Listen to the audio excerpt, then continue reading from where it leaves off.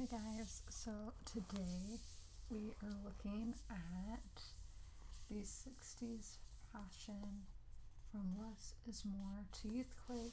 This is by Jonathan Walford with Timms and Hudson. I guess it's a publishing, I'm not sure. So this is only fashion of the 1960s. It just says 60s. But it's the 1960s. I'm sorry I paint all on my fingers today because I was painting before filming. So this book I got for my birthday in 2020. Yeah, when I turned 21. So this book has given me so many ideas for my personal fashion, and I just get a lot of inspiration from this. So I hope maybe doing this video may inspire you guys. You may see some outfits that you like, and yeah. So I'm gonna take off the dust jacket. Of course, there's hair. Looks like hair everywhere.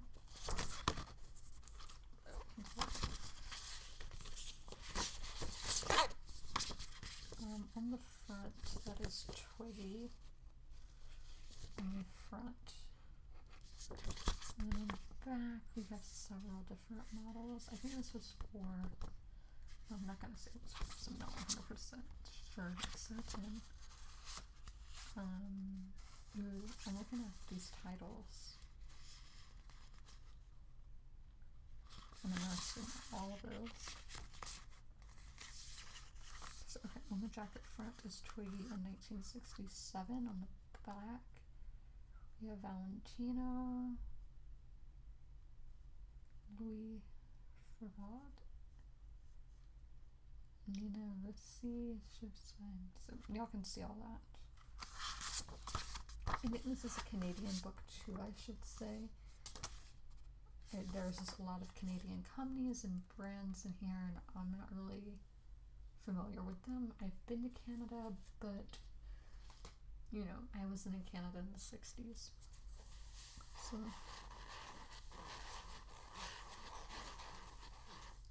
move the microphone closer to me for these parts in the video.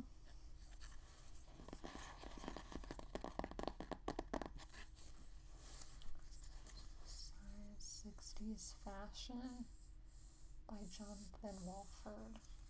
And then a little publishing logo. It's a dolphin.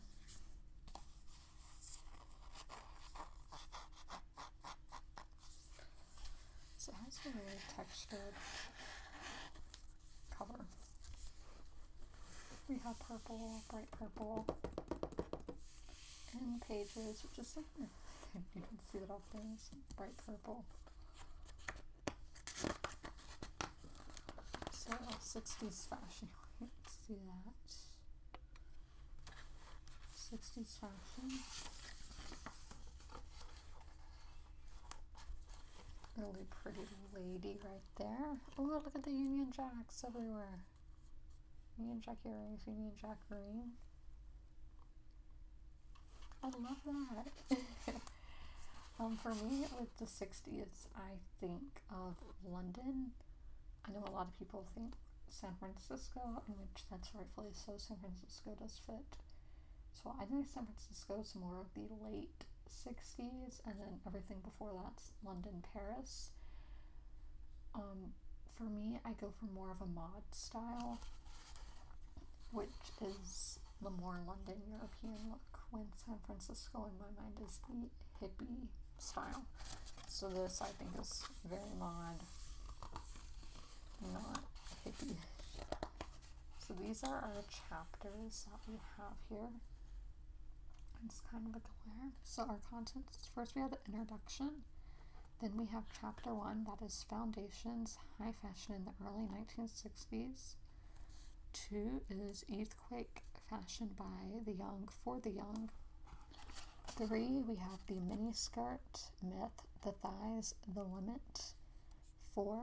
Scandal suits and shapeless shifts, the mid-1960s. 5. What will you do? Who will do laundry in space? Looking to the future. 6.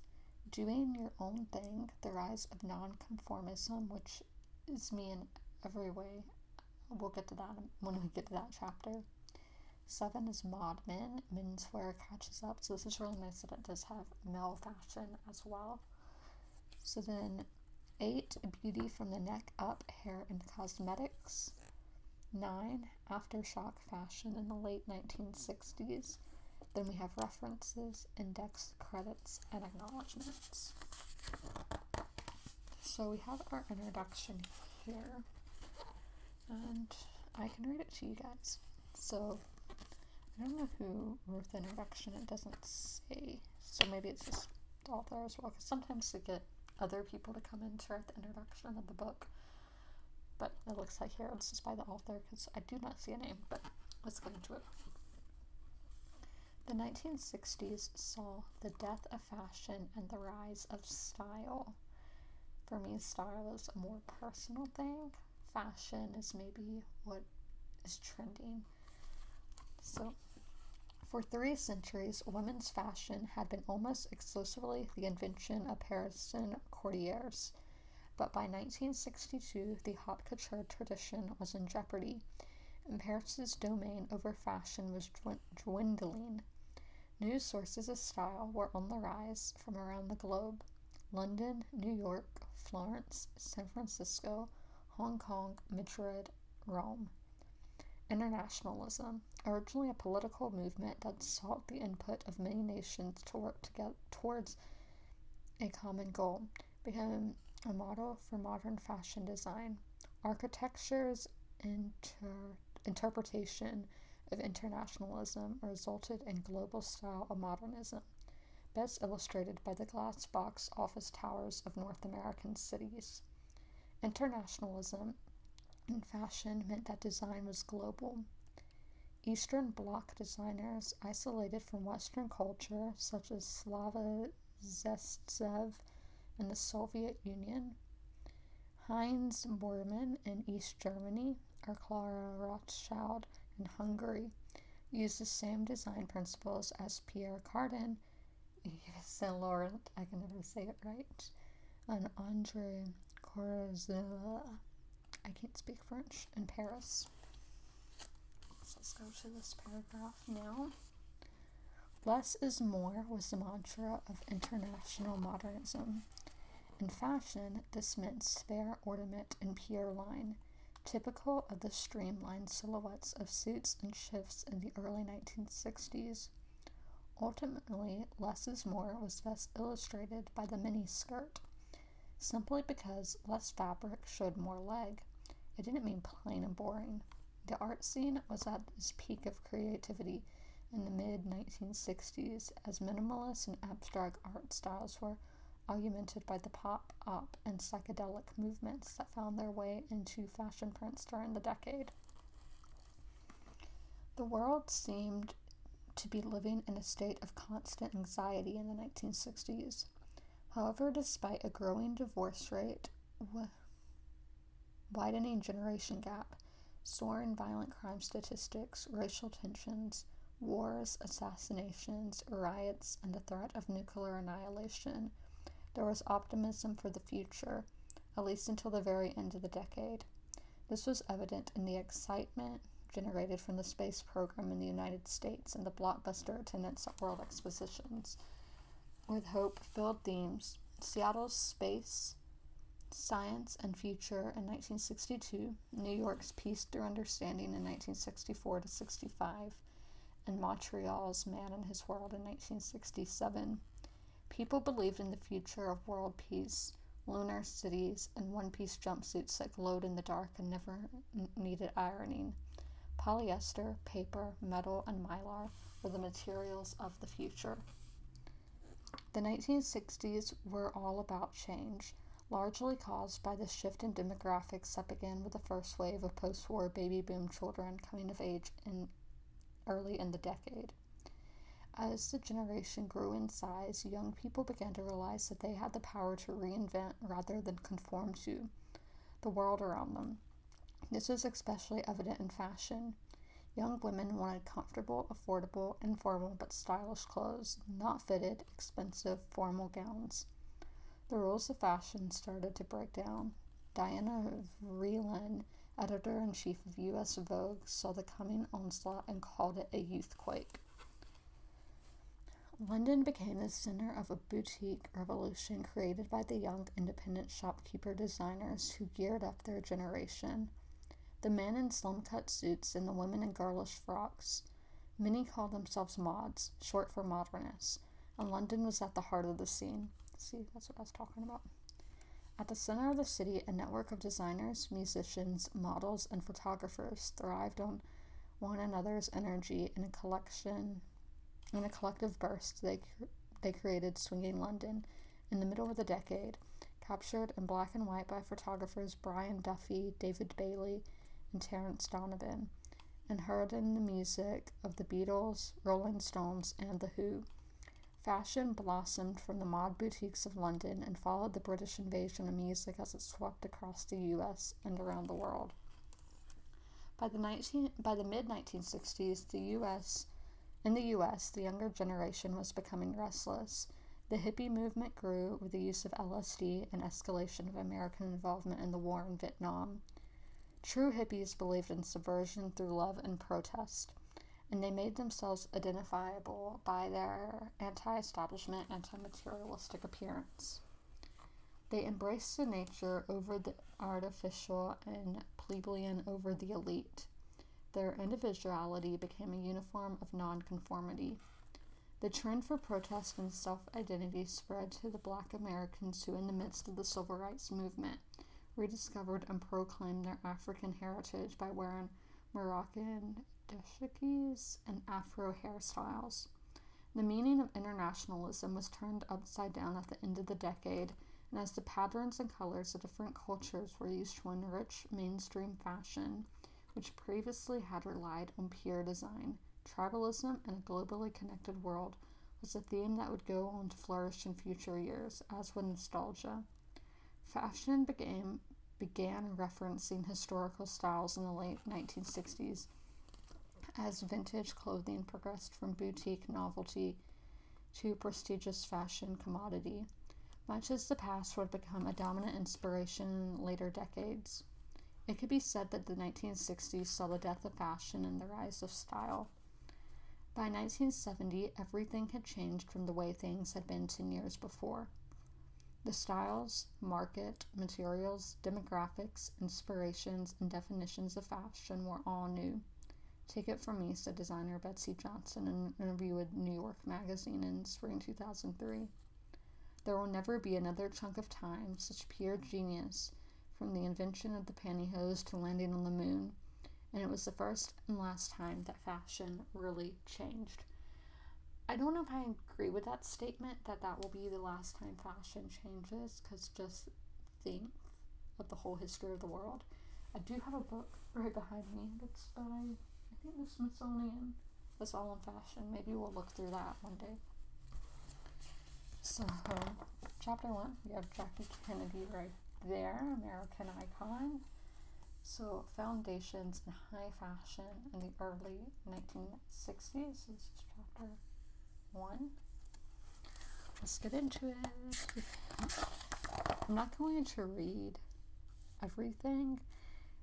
In my later videos, I probably will read everything. In some books, in this one, I'm not. So there's that. So what does this say here? American woman spent 1961 aping everything she wore, from her hair to her underfitted suits and pillbox hats. The understand Jackie look was in. So the start of the 60s was very formal. We think like the 50s before were, again, a very formal time in fashion. So every decade starts out like the previous decade because there's only a few months between. So we have these like suit dresses. So above we have a gray and pink tweed suit by Chanel is pictured in U.S. Vogue and on the 15th of October 1961. Oh, and then this was saying Jackie Kennedy at her Georgetown home in August 1960. And then this look right here is a copy of a Chanel suit by New York manufacturer Davidoff using a different gray tweed but the same trim. Davidoff is known for its copies of Chanel and that often include the same fabrics and findings as the originals. So yes, all these look like something that Jackie Kennedy would wear. That's who I think of instantly when I see these. So we're seeing a lot of blues. She's wearing pink. I think pink is really her color. You see her and not a lot. But I think you see a lot of blue during this time. So above left is a beaded cocktail dress made in Hong Kong, sold and worn in Montreal in 1964. So then we have this blue silk dress by Marc Bohan for Christian Dior, Paris, autumn 1962. Oh, so those two. My bad.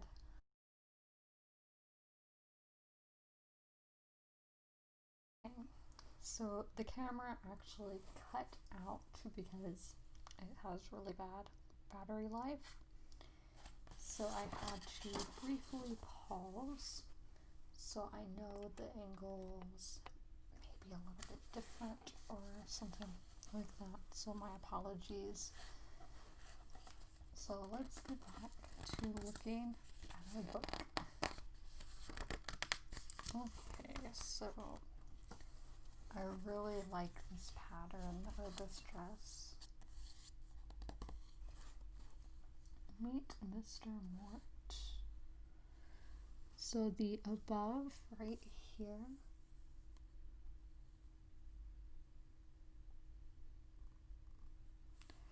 is an advertisement for cutalets. I can never pronounce that. Oh, so it's actually pants with a sleeveless top by Mr. Mort. This is New York, spring 1960. I think this is very French. I mean, the word looks French to me. I'm not exactly sure if it was the French who invented that.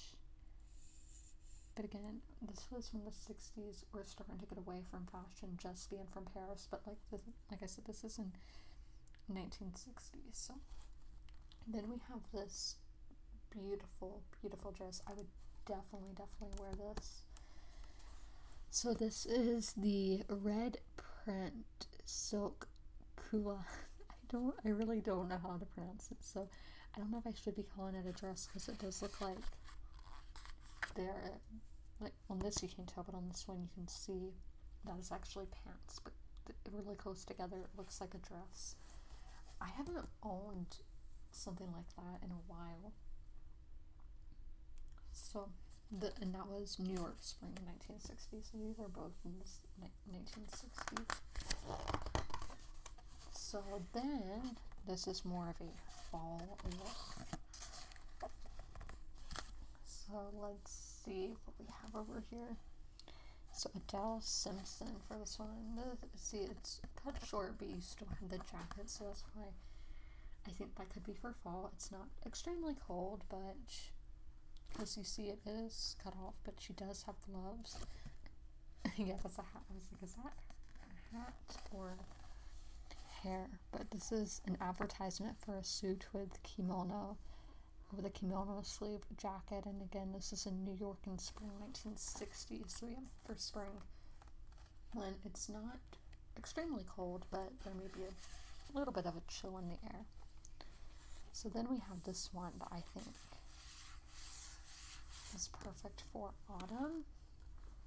So this is the American orange and beige and cocoa silk shantung dress with a coat unlabeled circa 1960.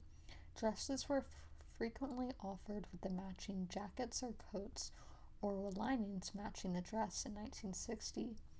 Shortened by an inch, this set was worn by the original owner on November 22nd, 1963, when she shook President Kennedy's hand as he left the Texas Hotel in Fort Worth on his way to Dallas, where he would be assassinated. Whoa.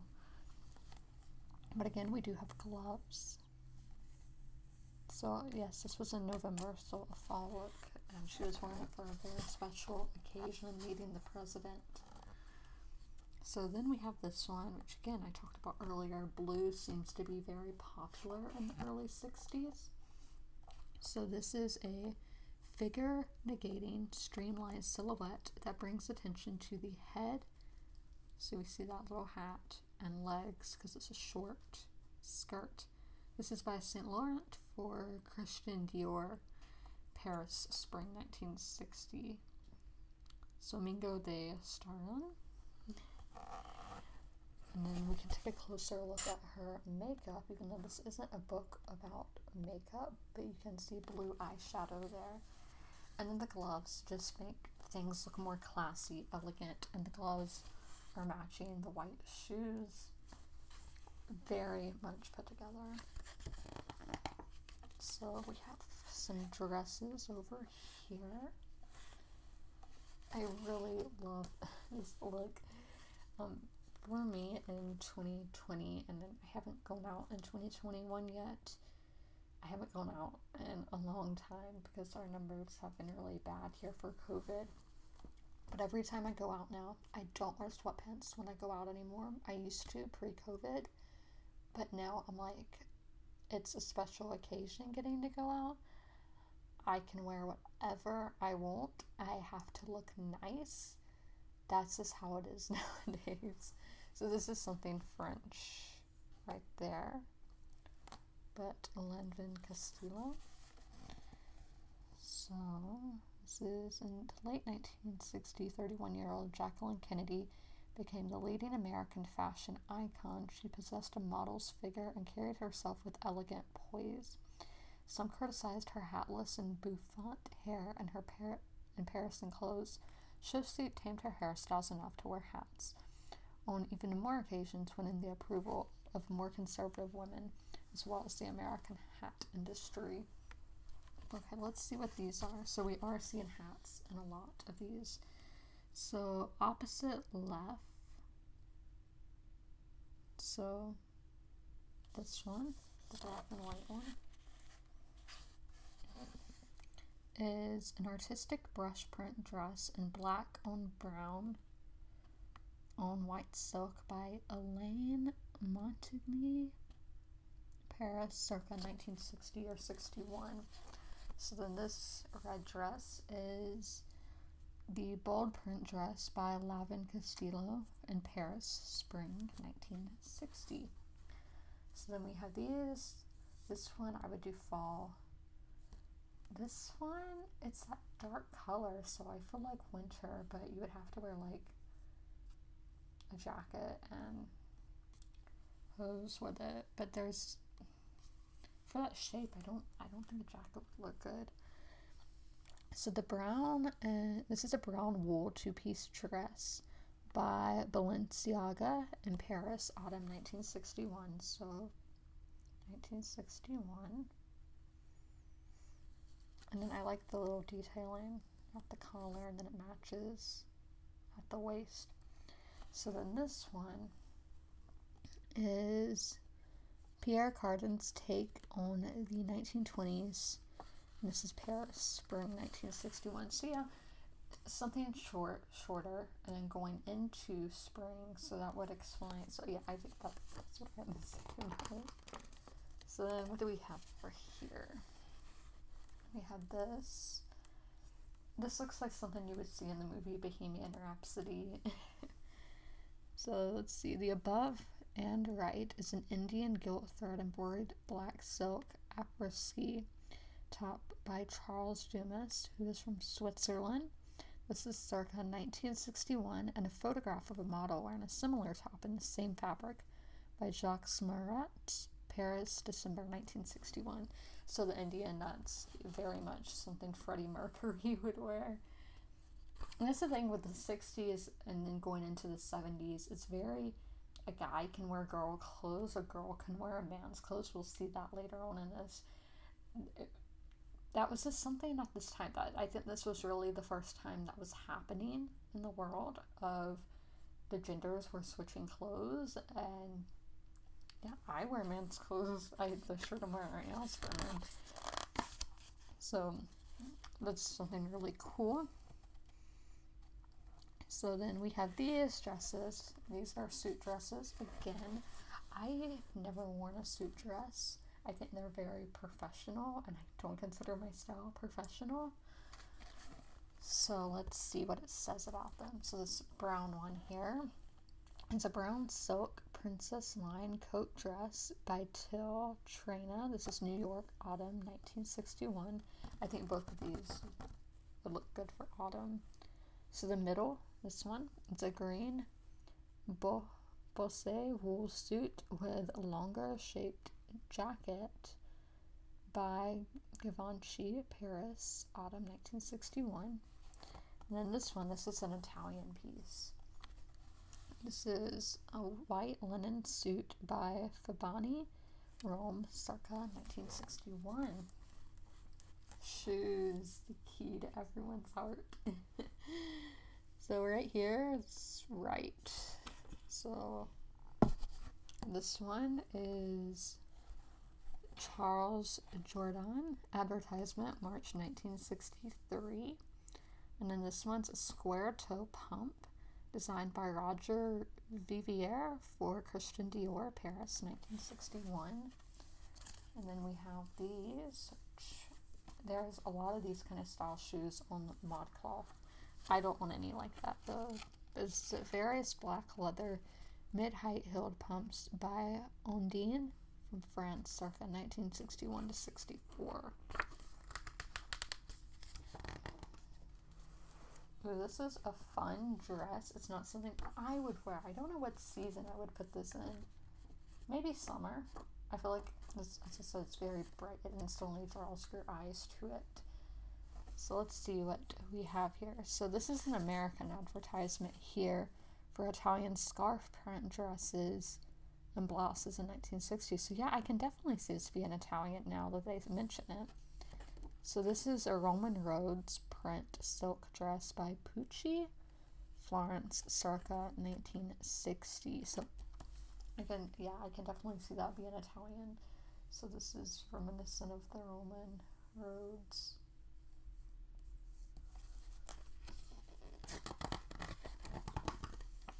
Ooh, I love that ad right there with the orange. So this is a polka dot dress by Pierre, Carden, Paris, spring 1962. The fabric was supplied by textile magnate Robert Berg. I love that look. It's so classy. So I really like orange, especially a few years ago when I was in Miami. Orange was my favorite. I was wearing it a ton. So orange, this one I think is more of a fall orange, maybe summer going into fall, so like August, September. So this above is a modernist print linen tabard by California Girl, spring 1962. And then this one right here is a dress by Oleg Cassini using the same material, New York, 1962. So it was a spring print. So I start out with spring. So over here, winter, because there's definitely fur involved. So our far left is a Raj style evening coat by Saint Laurent, Paris, 1962. So this would not be appropriate today, as it is cultural appropriation. At this time, obviously, that wasn't really a thing. They stole from different cultures and all that, and we will definitely be seeing that in this book. That's just how the times were. I'm not saying it was right, but that's what they did. So let's look at this ad here. So this is fur-trimmed cocktail suits by Christian Dior, Paris, autumn 1963. It's kind of Russian looking to me. I don't know. So then we have these, Houndstooth. It's my all-time favorite. I love Houndstooth. So this is Houndstooth check wool suit by Jacques Syme, Paris, spring 1963. And then opposite left. Okay, I guess, and then opposite right. So this is the same. What this looks like a nun nymph or something. This is navy wool bolche dress with organdy collar by Saint Laurent, Paris. This is spring 1963. An advertisement from April 1963. So lots of patterns in the 60s. That's something we see a lot during this time. So this is a black and white cotton classy evening dress with a reverse print coat by Arnold Scassi, New York, circa 1963 to 65. So we're going into our next chapter now. We have Twiggy again. So this is Youthquake, fashioned by the young, for the young. I think ever since, really, it's been the youth inspiring, but I could be wrong. I got a dress very similar to this one recently. You can see it in next week's video. Be sure to watch.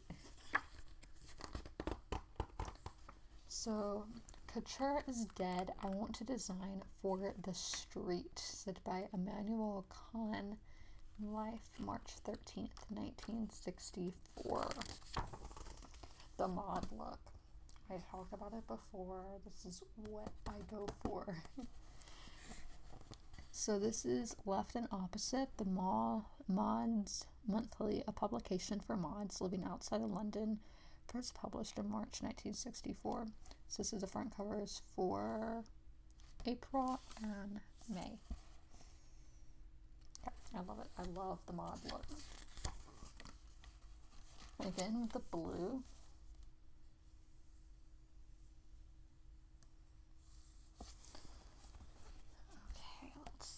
So the far left, so that one is a low-cut evening designed by John Bates for Jean Varin, London, circa 1964.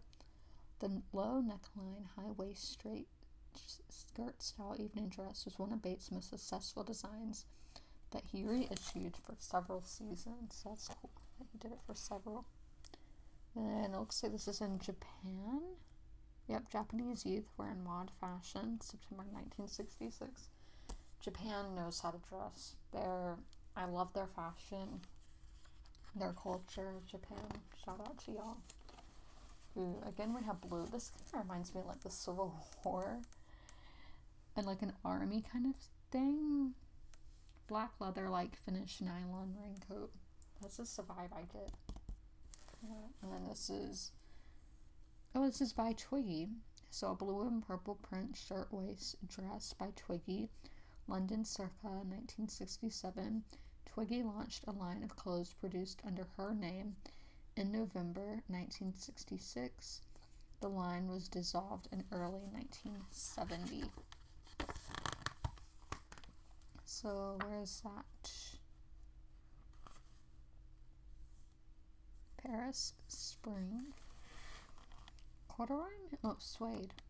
And by French Leather and Suede Company. I like that one. I like the little hat that comes with it. She's really pretty. Doesn't say who she is though.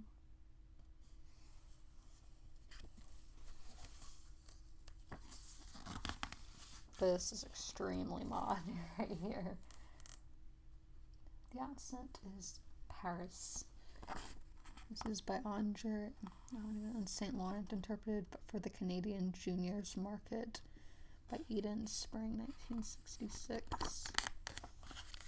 Oh, look at that! A little American floral print cotton blend trouser suit. I mean, it looks like pajamas, but it's cute. And then little matching green shoes. I got shoes like that recently. American green suede shoes. Who are these? Michael Mott with his wife and model Barbara Mott. And this man is Walter Holmes. Not familiar with them. This is fall right here. Doesn't say medieval mini. I like that. Medieval close mini dress. I wear it. Oh, look at those. They're a foot ankle boots with zippers by Mary Quaint. London, 1967-68. Yes, give them to me. And we have all these, they look like flight attendants. It doesn't say.